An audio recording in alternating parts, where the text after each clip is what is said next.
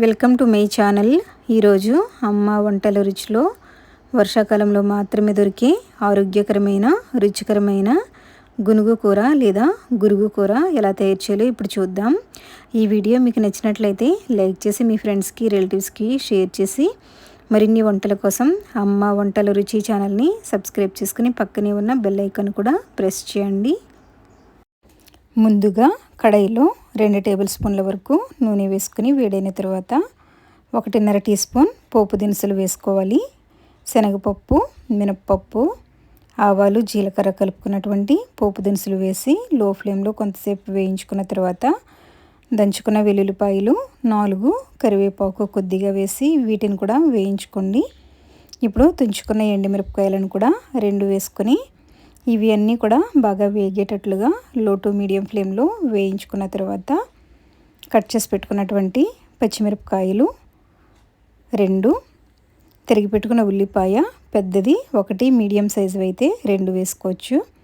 ఇందులో ఆనియన్స్ ఎక్కువ వేసుకుంటే టేస్ట్ చాలా బాగుంటుంది. ఆనియన్స్ని వేసుకున్న తర్వాత లో టు మీడియం ఫ్లేమ్లో కలుపుతూ ఇవి కొంచెం కలర్ చేంజ్ అయ్యేంత వరకు వేయించుకుంటే సరిపోతుంది. ఇలా వేగిన తర్వాత 1/2 టీ స్పూన్ పసుపు, తగినంత ఉప్పును కూడా వేసుకుని అంతా బాగా కలుపుకోవాలి. ఇలా కలుపుకున్న తర్వాత కడిగి కట్ చేసుకున్నటువంటి గురుగు కూర లేదా గునుగు కూర అని కూడా అంటారు. దీనిని ఇలా ముక్కలుగా కట్ చేసుకుని వేసుకోండి. ఇందులో వాటర్ ఏమీ వేయనవసరం లేదు.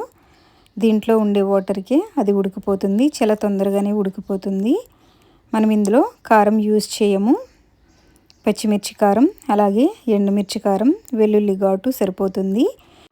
ఈ ఆకు వర్షాకాలంలో మాత్రమే దొరుకుతుంది. దొరికినప్పుడు తప్పనిసరిగా ఈ పద్ధతిలో ట్రై చేయండి. చాలా టేస్టీగా ఉంటుంది.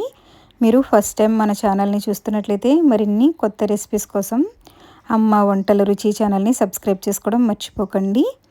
ఇప్పుడు దీన్ని మూత పెట్టి ఒక 5 నుంచి 8 నిమిషాల పాటు మధ్య మధ్యలో కలుపుకుంటూ మగ్గించుకోవాలి. చూస్తున్నారు కదా, వాటర్ అనేది చక్కగా ఊరింది, తొందరగా ఉడికిపోతుంది కూడా. ఇలా ఉడికిన తర్వాత స్టవ్ ఆఫ్ చేసుకుని సర్వింగ్ బౌల్లోకి తీసుకున్నట్లయితే ఎంతో రుచికరమైన ఆరోగ్యకరమైన గునుగు కూర లేదా గురుగు కూర రెడీ అయ్యింది.